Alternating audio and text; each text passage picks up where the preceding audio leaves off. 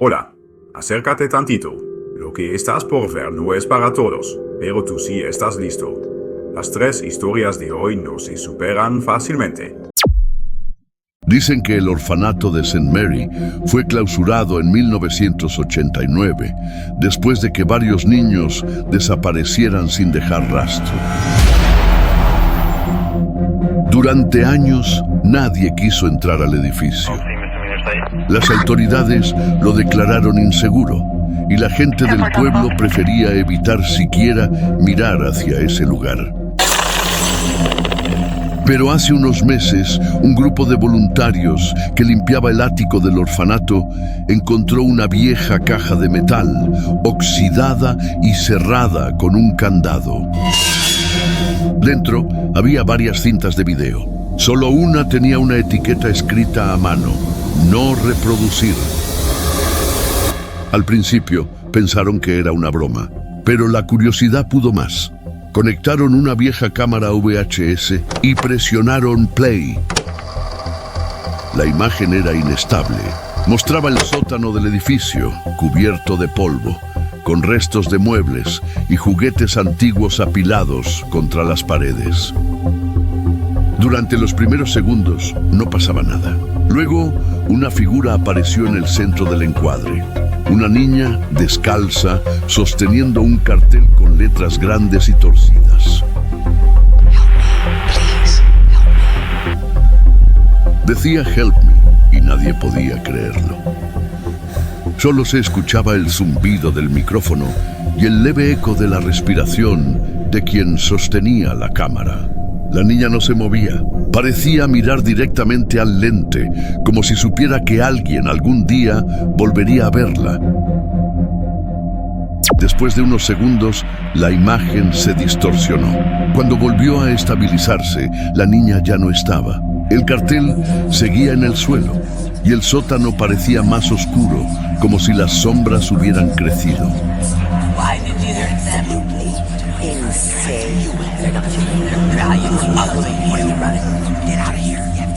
Uno de los hombres que estaba viendo la cinta comentó que había visto una figura moverse en el fondo.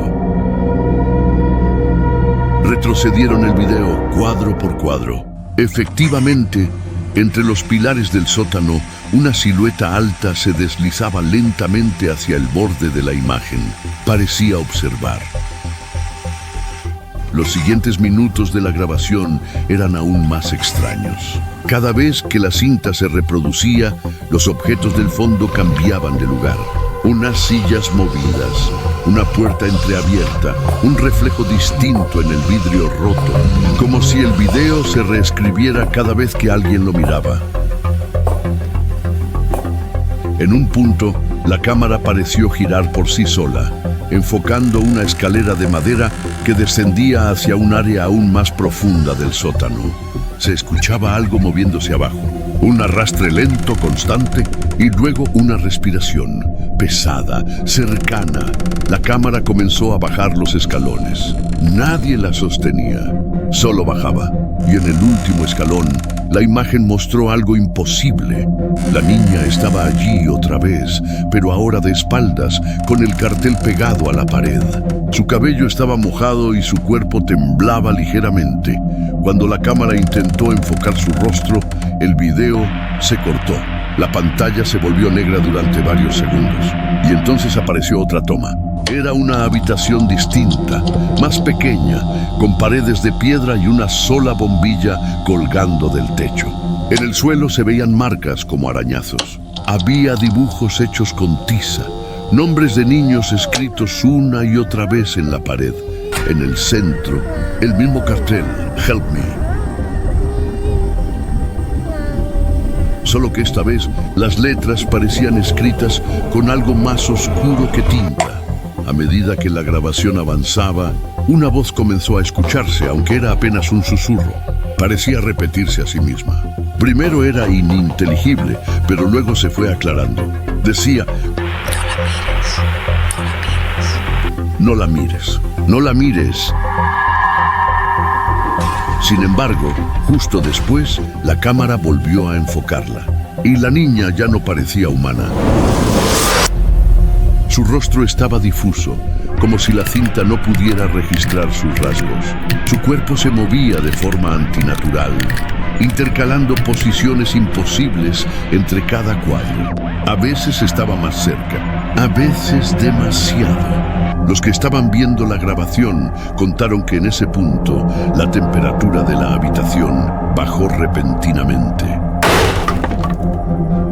Uno de ellos juró haber visto una sombra pasar detrás de la televisión.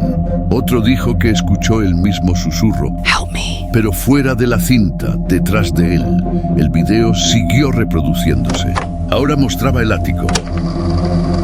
Era como si la cámara hubiera subido sola. Se veía el mismo espacio donde habían encontrado la caja. La cámara giró lentamente hacia un espejo cubierto de polvo. Por un instante, el reflejo mostró algo que no estaba en el cuarto. Una figura parada justo detrás del lente, observando. De pronto, una voz infantil habló desde la grabación. Dijo, «¿Estás aquí?» La cámara se acercó al espejo. El reflejo comenzó a distorsionarse y en el vidrio se formaron rostros, decenas de ellos, como si estuvieran atrapados dentro. Entre ellos, los nombres escritos en las paredes del sótano. Niños desaparecidos, todos mirando, todos en silencio. La imagen comenzó a parpadear. Cada destello mostraba algo diferente. El sótano vacío, el cartel flotando en el aire, una figura encapuchada y luego un rostro que llenó toda la pantalla, los ojos completamente blancos, la boca abierta en un grito mudo. La grabación terminó sin sonido. Pero la cámara no se apagó. Durante casi 2 minutos, la cinta siguió corriendo, mostrando una pantalla negra. Y entonces, una última línea de texto apareció sola. Si estás viendo esto, ya es demasiado tarde. Desde entonces, nadie ha querido volver a reproducir la cinta. Y el orfanato de St. Mary fue demolido 3 semanas después. Sin embargo, los trabajadores que estuvieron en el lugar aseguraron haber escuchado algo mientras retiraban los escombros. Un eco infantil proveniente de lo que quedaba del sótano. Solo repetía 2 palabras una y otra vez. Help me, please, help me.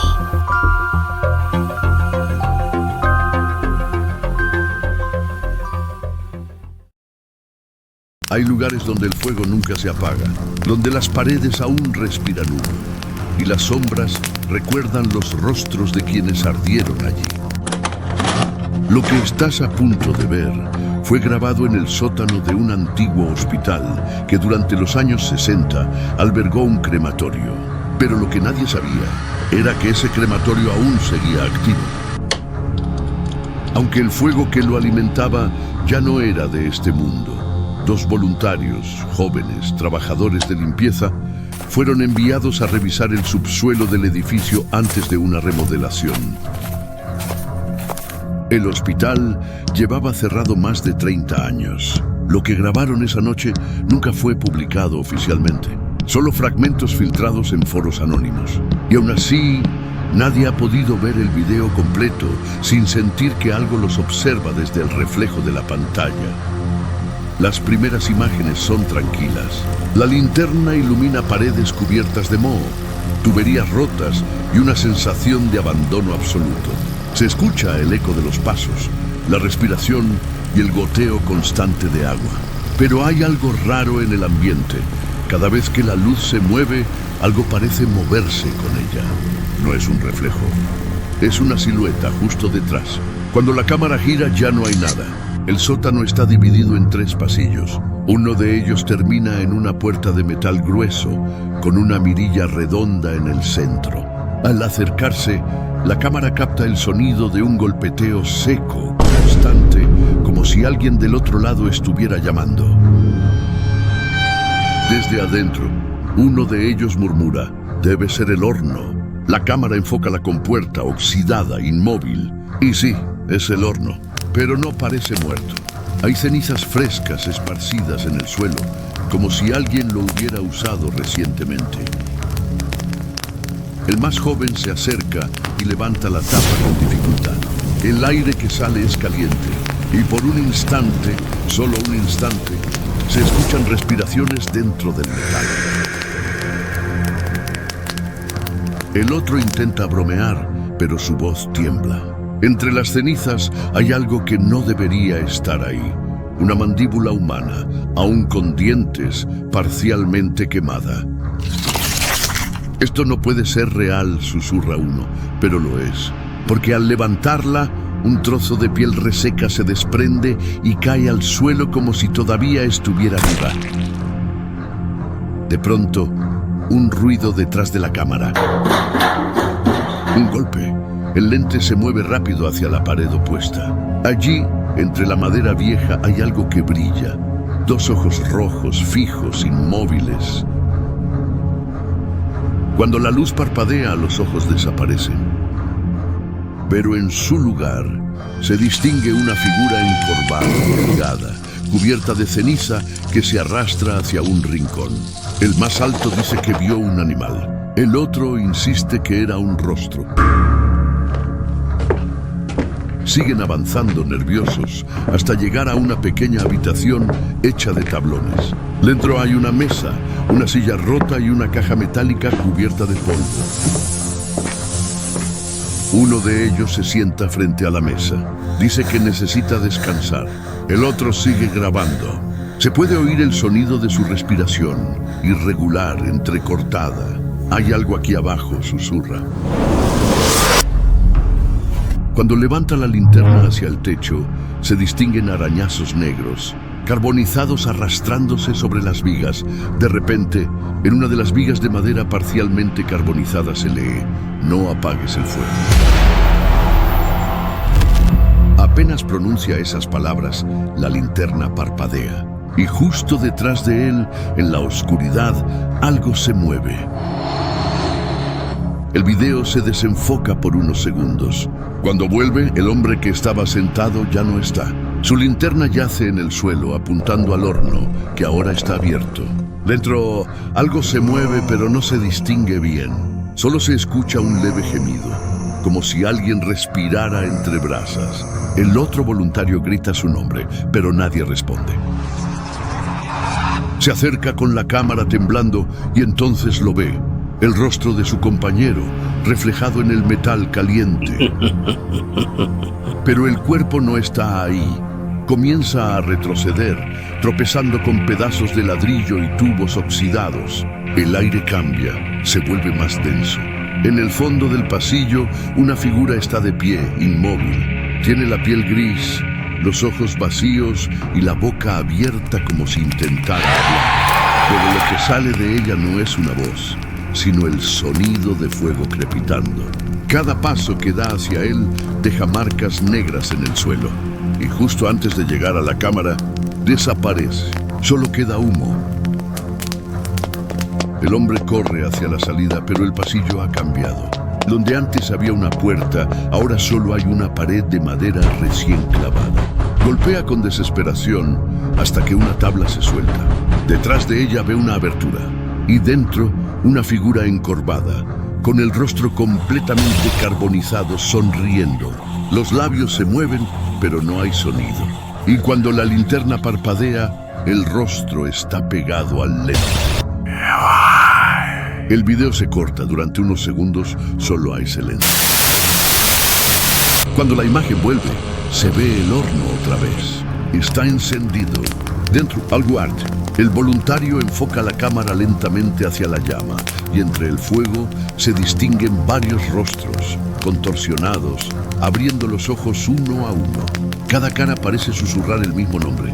El nombre del voluntario desaparecido. El otro intenta huir, pero tropieza. Cae frente a la silla donde antes estaba su compañero. Ahora hay otro cráneo. Y debajo del cráneo, un trozo de papel nuevo con la misma letra. No apagues el fuego. Él grita, toma la cámara y corre. Pero la linterna vuelve a parpadear. En uno de los destellos se alcanza a ver algo siguiéndolo.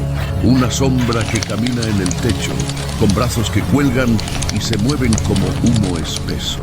Cada vez que la luz se enciende, está más cerca, hasta que la cámara cae al suelo. Se escucha un grito ahogado y luego silencio. La grabación termina con una última imagen.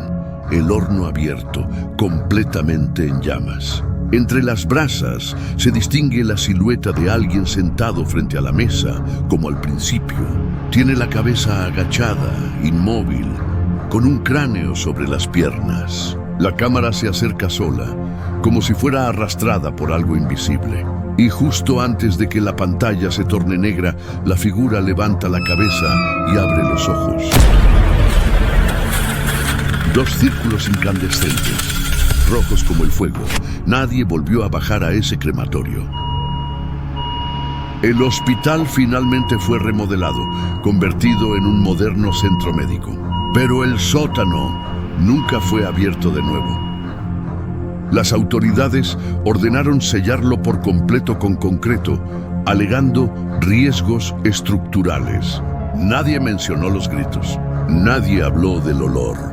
Sin embargo, los guardias nocturnos aseguran que, cuando el edificio se queda vacío y las luces se apagan, desde debajo del suelo se escuchan voces, docenas de ellas gritando, gimiendo, suplicando por aire, y el olor a humo y carne, vuelve cada noche siempre a la misma hora. Algunos médicos nuevos, curiosos, intentaron bajar para comprobarlo, pero no volvieron. Uno fue encontrado semanas después, en el estacionamiento, dentro de su coche. El motor estaba apagado, las puertas cerradas, y sin embargo, su cuerpo estaba cubierto de quemaduras, desde el cuello hasta las manos, como si hubiera sido alcanzado por el fuego desde adentro. El informe lo llamó accidente eléctrico. Con el tiempo, más empleados comenzaron a desaparecer, uno por uno. Quienes siguieron trabajando allí juran que cada vez que eso pasa, el olor a humo regresa, más fuerte, más denso. Y en la madrugada, cuando todo está en silencio, se alcanza a escuchar una voz que dice: "No apagues el fuego".